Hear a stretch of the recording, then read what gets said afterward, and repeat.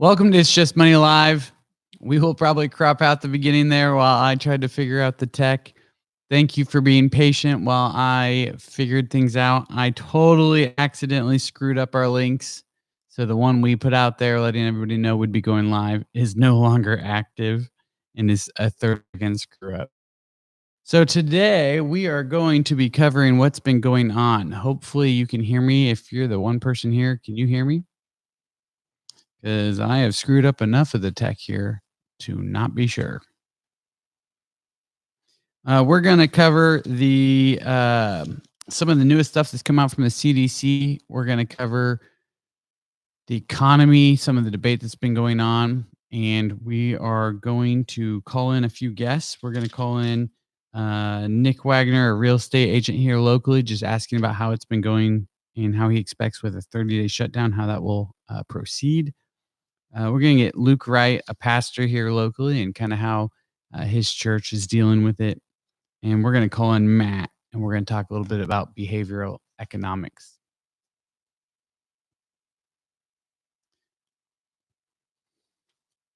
So,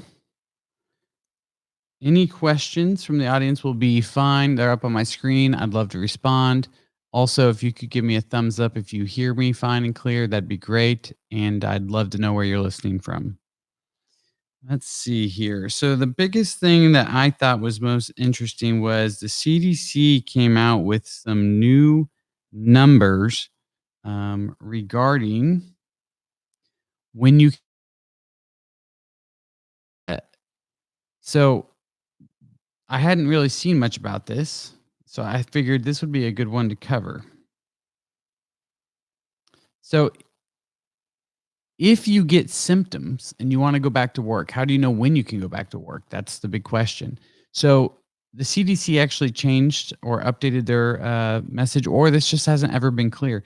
They actually said you can stop home isolation under the following conditions. If you do not have a test done, and you've had so basically no test is required. If you've had after you have symptoms start.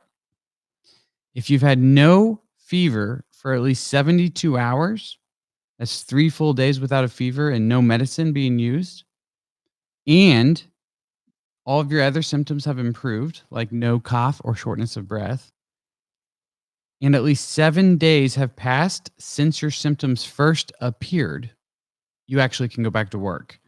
So that is, again, 72 hours with no fever, other symptoms have improved, and 7 days since you first had symptoms, you can go back to work. So that's been a little confusing because if you're exposed to somebody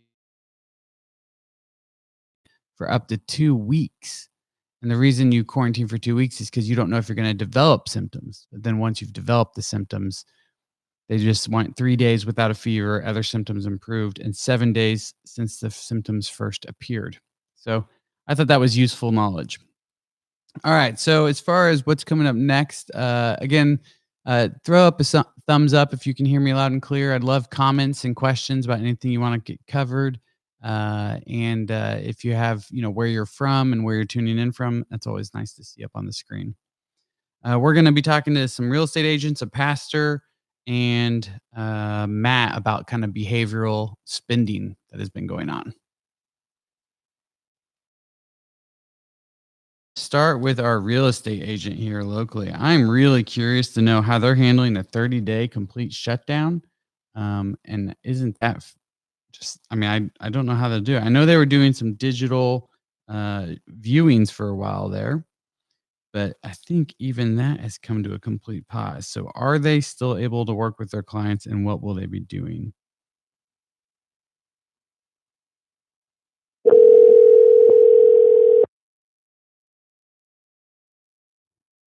Again, we're calling Nick Wagner. He's a local real estate agent.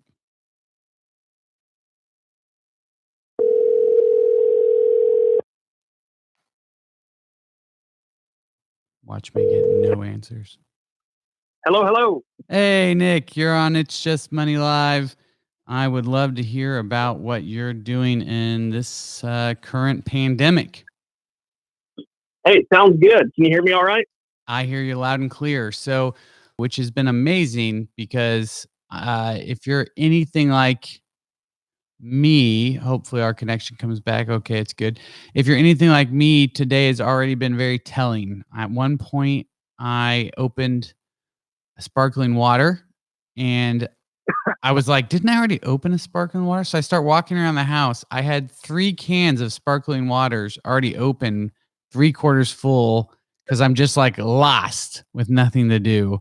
But I worked and I kept reading all the articles and I've been consumed with everything.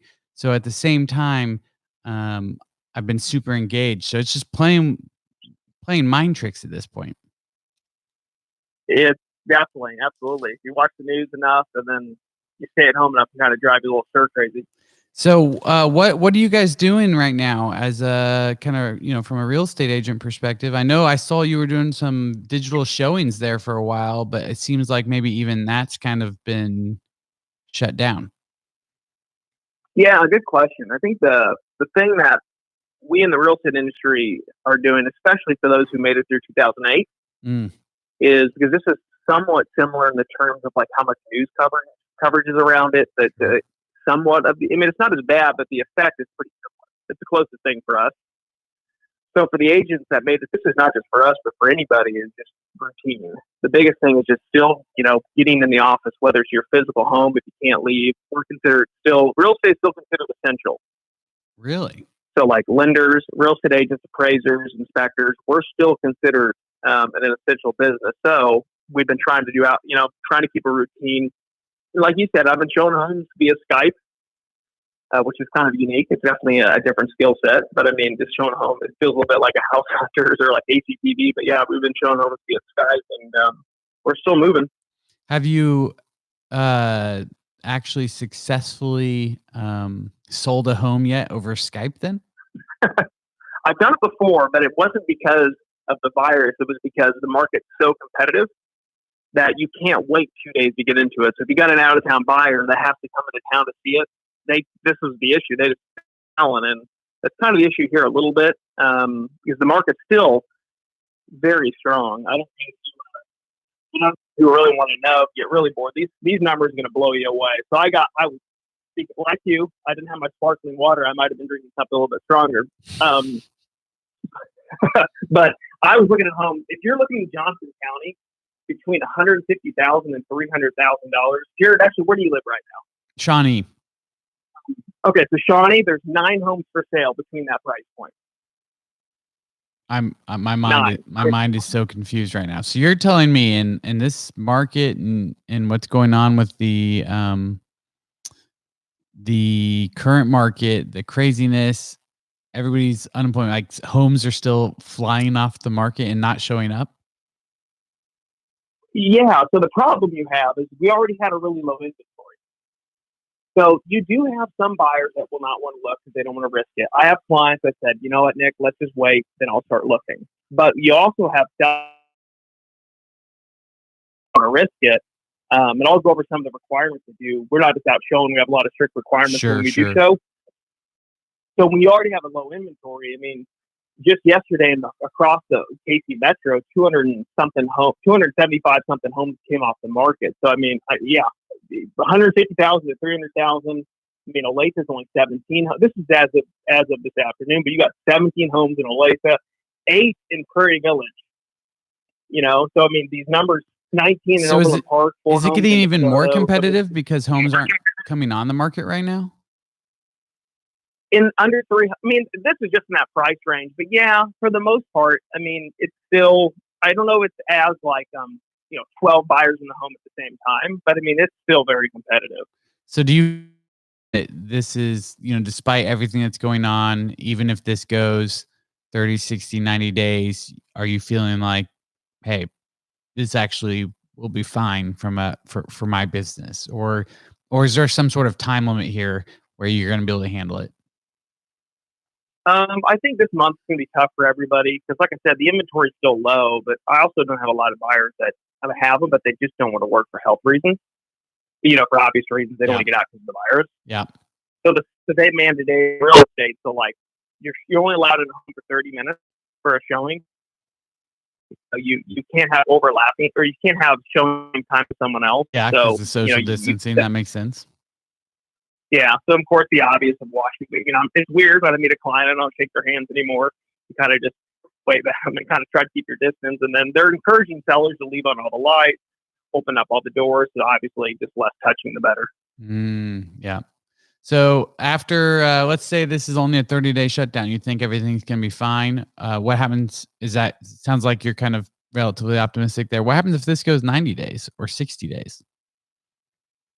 Man, I don't know. The hardest part is I don't want to say the social aspect, but I mean, for me, I love people and I can't work alone. So it's kind of tough being by myself doing this. So that's going to be the challenge for me. I think people like, my wife goes to a gym. We can't go to the gym. We walk our kids outside, but we can't go play on the playground. You know what I mean? Yeah. Yeah. So it's like just the everyday stuff that families and single people and married couples, whoever, just a little bit more of a challenge in that regard. But as far as the economy, I mean, this is maybe I'm optimistic here, but I do think we'll be okay. But from a real estate perspective, I've been hearing, the real estate market's crashing. I don't have a crystal ball, but right now it's still looking really good, especially with interest rates. I mean, I don't know if you saw them, but 3.5, below 4. I mean, that's pretty low. Fascinating. I did not expect this. I thought I'll have Nick on. Let's hear how tough the real estate market is. That's sorry. Well, honestly, so far, the more people I interview, the more they've pivoted and they've gone to Skype showings. Everybody else has their own curbside deliveries, and it seems like everybody's doing their best to keep the engine moving as best it can. And it's like everybody says, this can be a rough 30 days, and it could be a rough 60 days, but people feel like they're going to keep things moving. Yeah, and I think just being an entrepreneur or a small business owner so awesome because it's like you got to adapt or you don't survive. Yeah. And it just is what it is. You can sit, and for me, I just looked at it and go, like, there's agents in my office that are complaining, not working, and feeling like, oh man, I can't work this month. And I'm like, you just got to work with what you got. And I mean, I've seen like other companies, like you said, curbside delivery. You just got to make it work. Yeah. Find a way. Well, I appreciate it, Nick. That was awesome, and I hope you continue to sell homes over Skype and competitive still. Well, hey, thanks for having me on, and anytime. All right, thanks. Bye, Jared. Bye. Well, that's a surprise. I didn't see that coming.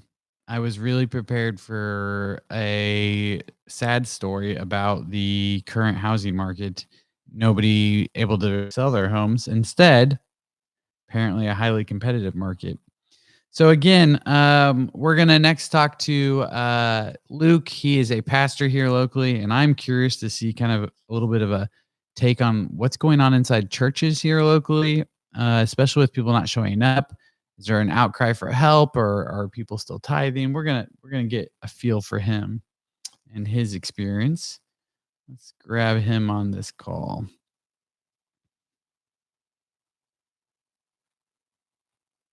All right.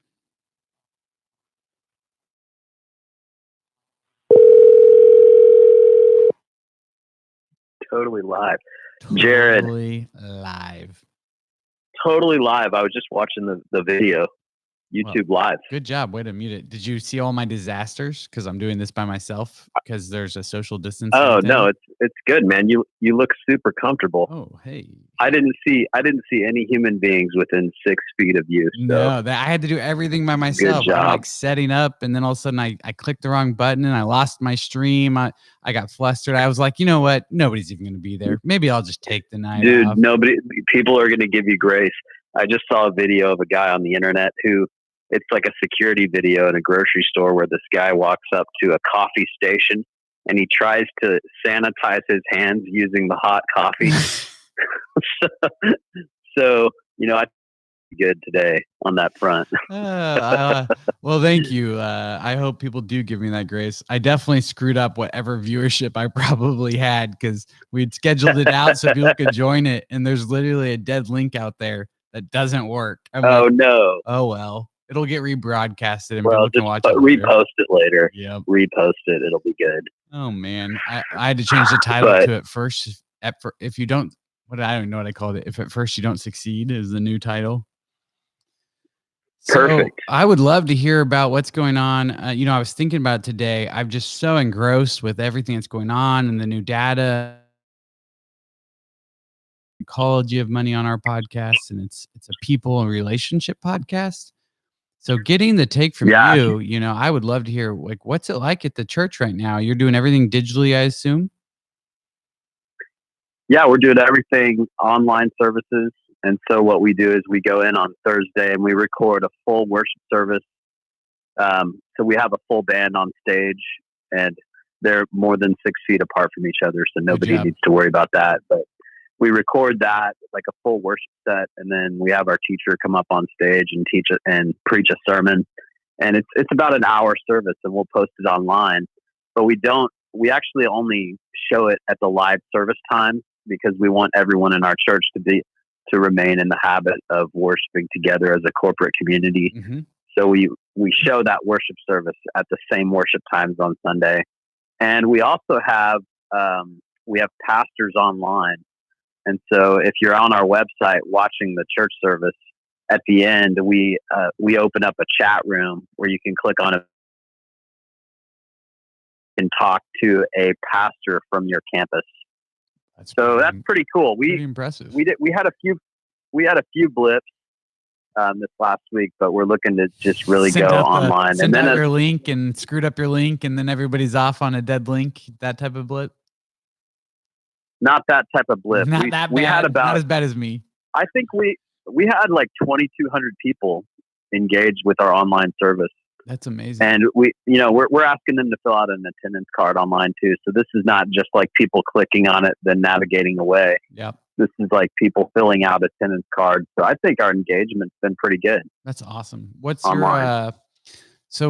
I at first everybody's kind of panicky, but I mean, are you seeing it from a tie standpoint, or are people still, is the regular tie still coming in, or is this something where the church is like, good thing we have that emergency fund, which I'll just give you the benefit of the doubt that you have? I think we're down. I think our giving is a little bit down, but it hasn't taken a huge hit. The last 2 weeks, our weekly budget is $100,000. Mm-hmm. And you're a pretty big a week. church. Yeah. 2,000 people. Yeah. And I think our last week was $60,000 offering, and this week was around $85,000. Yeah. And so we have taken a little bit of a hit. I think some of that is, I know we had some trouble with people trying to give online because there's a lot of people that still do the old fashioned thing and just write the check, put it in the envelope at the worship service. So we've had people that have tried to start giving online for the first time, and we've had to coach them through how to do that. So I think some of that might be related to that. But no, I wouldn't say it's taken a crazy hit, but I think we're going to see more of that in the weeks to come for sure as people are out of work. I know that we've had a lot of people in our church. I was just reading through the prayer requests, and we've had several people lose jobs. We had people mention depression and loneliness. And so absolutely. It's just kind of a tough psychological season for everyone, not in addition to financially. So that's kind of what I'm seeing with our offerings.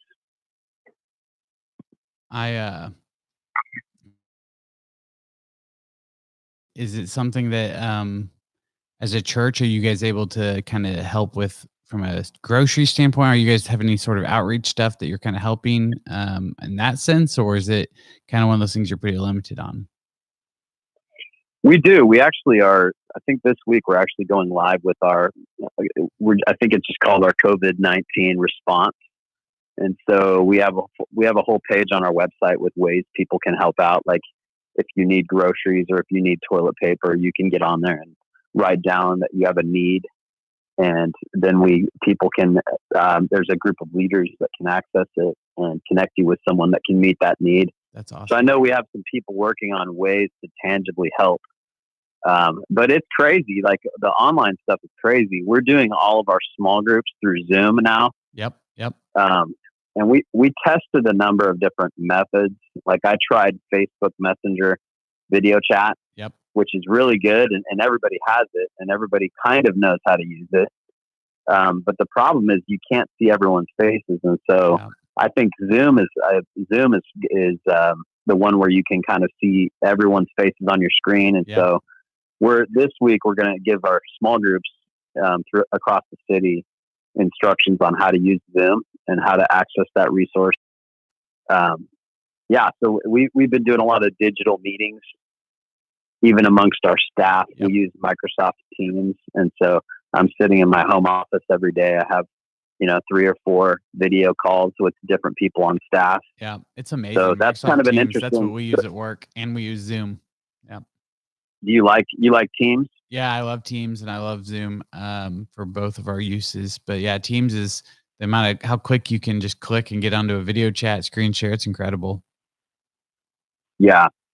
The weird thing is that I've interacted with more people on our staff in the last 2 weeks, than I ever did when we actually had to work in the same office together. It's kind of crazy. It's kind of crazy. Because everyone is a click of a button away. More. Yeah. And people are more intentional about calling and having conversation with people because they don't have the ability. It's like the fact that you can't go meet in person causes you to talk more often, which has kind of been amazing.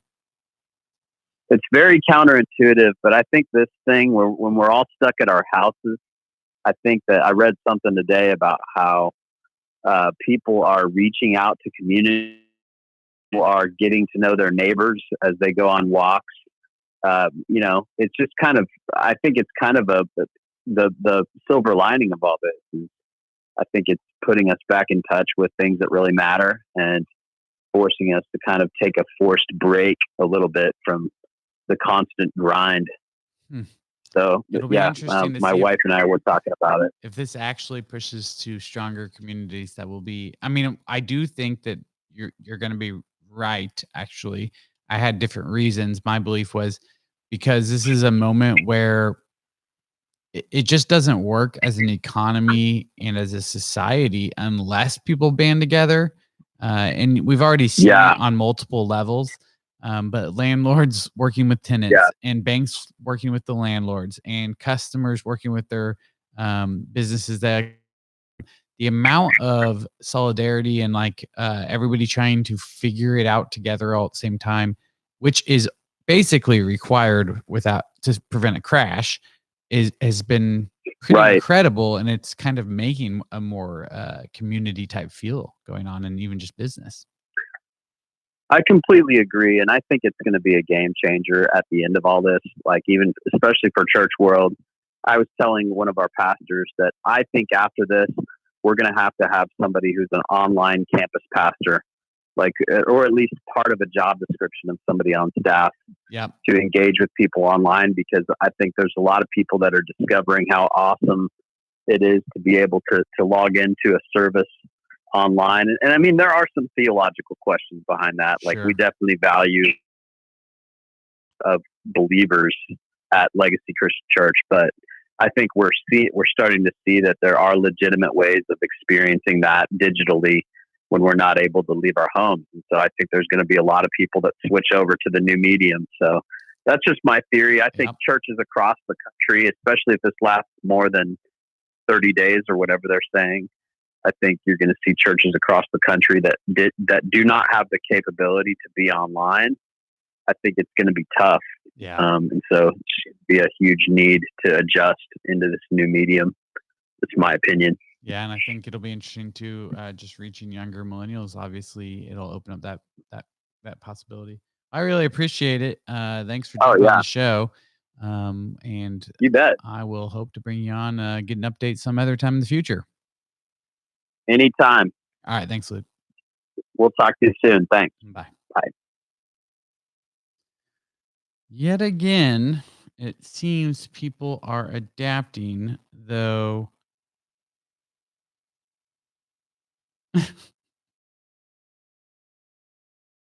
He's trying to call me. Now I get a text. Oh, I think you're live. We're watching you. So next will be Matt. We are going to bring in my co-host, Matt. Matt has a PhD in psychology. We were talking about behavioral economics and kind of purchasing. So we're going to discuss an article I sent him real quick. And let's see how that goes.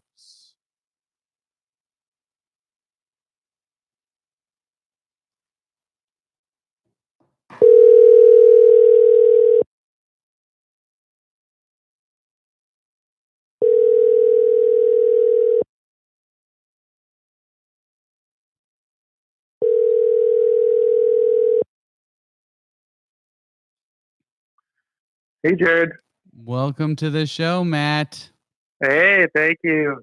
This I've is never been a guest on a show on the show yet. You're a guest on your own show.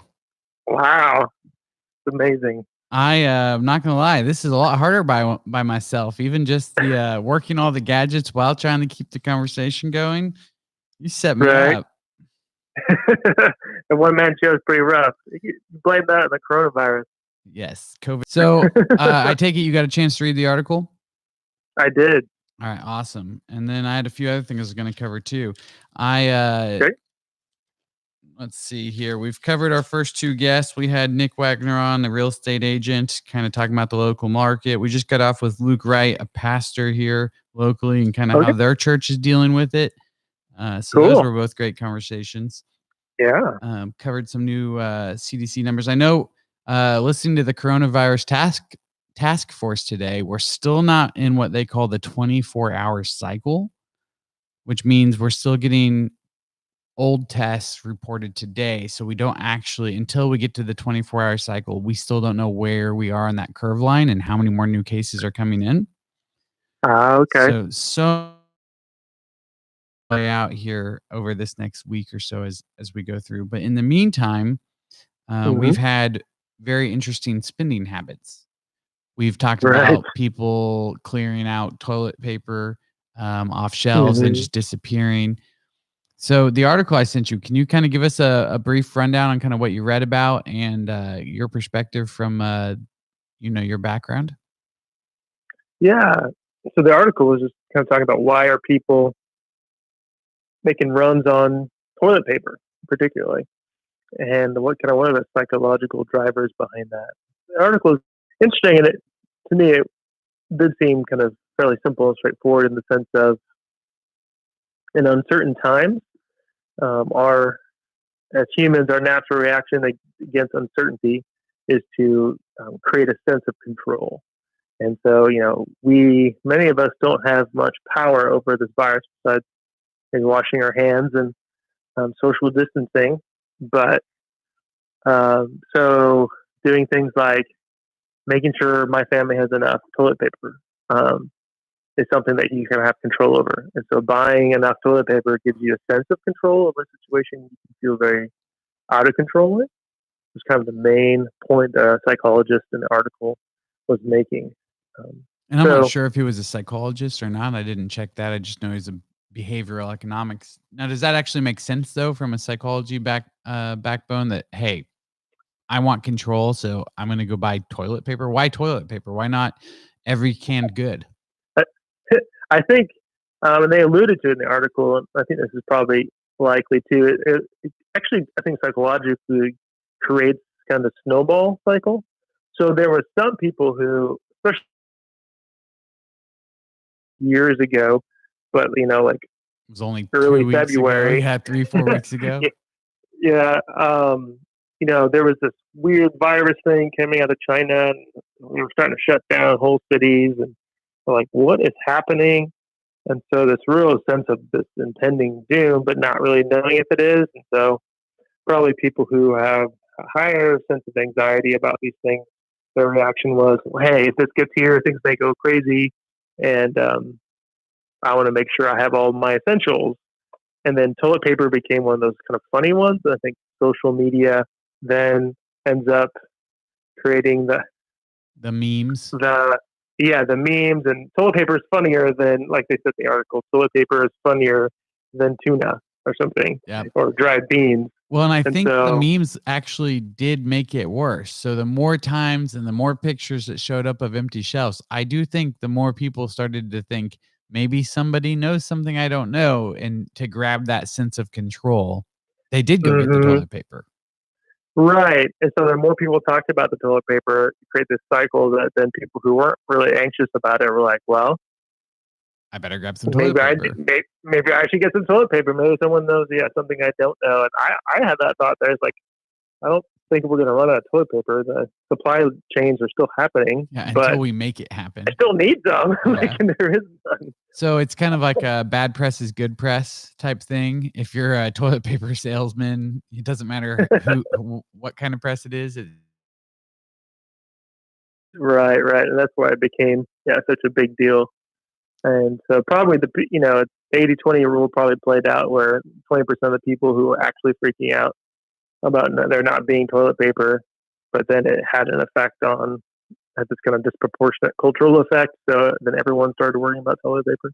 I was sent an article about toilet paper, and that there was another previous time in history there was a toilet paper run, and that I guess um was it called the Johnny Carson show? The whatever. Yeah, Johnny Carson. Yeah, Or Late so Night with Johnny Carson or something. yeah. So he actually went on and made a joke that we were going to run out of toilet paper, and then like there was a run on toilet paper because people thought he was serious, I guess. And then like when other people ran on it, then other people saw that it was getting taken, kind of like we've had, and then they all went and made a run on toilet paper, and it actually created a complete toilet paper nightmare like we have today to some extent. but by total joke. Yes, he had to come out and say it was just a joke. Yeah.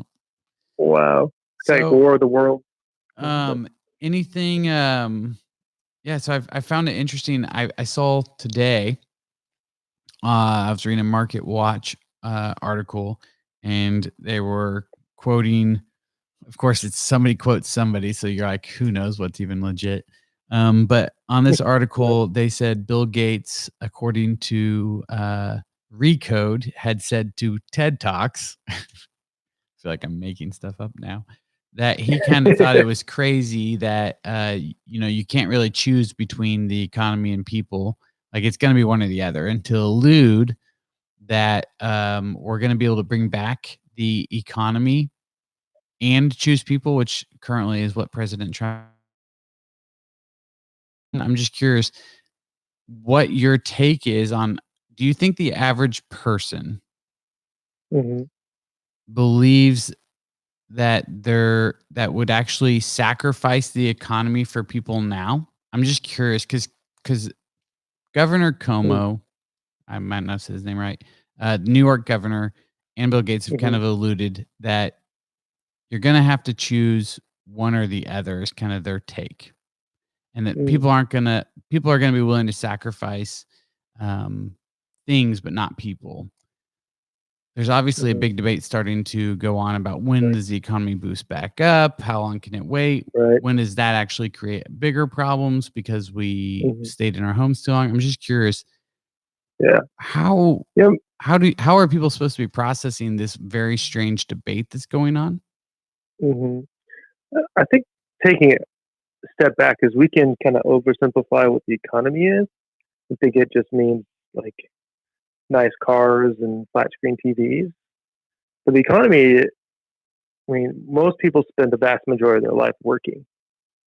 And your work, especially in American culture, is a big part of your identity. We produce medicine, how we produce, healthcare is a huge part of our economy. Like, so to say that it's just a weird dichotomy to me, because if we don't have a good economy, that also causes people to die. So, like, I mean, to me, it's a weird dichotomy. I understand what the point is that, can we make economic sacrifices now in order to try to save people's lives? Like, yeah, but the kind of presented it as an either or. Like, you have to walk the tightrope, I think, because I think we need to do what we can to save the most vulnerable among us, but we have to do it in a way that doesn't destroy the livelihoods of millions of people, which can cause great havoc. I mean, there's research that directly connects the loss of jobs, particularly in what we unaffectionately called the Rust Belt, right? The Midwestern states that used to have a lot of industry. When those jobs got shipped overseas, the result amongst the lower working class, right, where men and women worked with their hands, they lost the ability to do that. And so what followed was depression and heavy drug use, like the whole opiate crisis that we're in. Yep. There's research that's directly connected to that, and more people are dying from that than coronavirus right now. Sure. And so it seems to me an overly simplistic argument. Just put it that way. So I think the way we have to deal with it is by walking the tightrope. So it definitely sounds like that was a fantastic example that's tangible to what they mean by you can't sink the economy to the extent that you create a bigger problem on the other side. Right. Exactly. And then the question is just merely who's doing this math and who decides when is too long and when in the meantime. I think it'll be really interesting as the data comes in. I think as the actual it's so premature right now and everybody's acting like it has to be decided today. It's like, well, first off, we still have 7 days left on the 2-week. Right. Slow the 15 days to slow the disease virus. And then we, in addition, in a lot of states, like even Kansas, we have 30 days. So yeah, that we just started. We started day 1 today, right? So yeah, I do think it's one of those things that it's like, think about how long ago 2 weeks feels at this point, and how much more information we're going to have over the next just 7 days, let alone 14 days, so that some of these decisions don't feel so big and unknown and are more self-evident. And, I think it'll be a slower, more of like a tide, it's going to slowly rise and slowly go down. So hopefully it's more clear for everybody. I know a lot of people are starting to stress out about it, but I think, of course, Trump is having to show his business side at this point, and so now he's starting to talk about it, and maybe it's just premature, kind of. But I appreciate it. I'm glad to get your feedback as always. I do believe that is pretty much everything we've listened so far, and this is Thanks just for funny. listening. Yeah, and subscribe if you haven't. Yes, thanks, Matt, for doing our tagline. Clearly a guest of his own show. Is that a cough, Matt? Yes, it was a cough. Uh-oh. Can I get that through a microphone? I don't think the coronavirus passes through the airwaves quite yet. All right, so I think you're good. Read about it yet. All right, thank you very much for being on the show, Matt, and I hope everybody enjoyed. All right, thank you. See ya.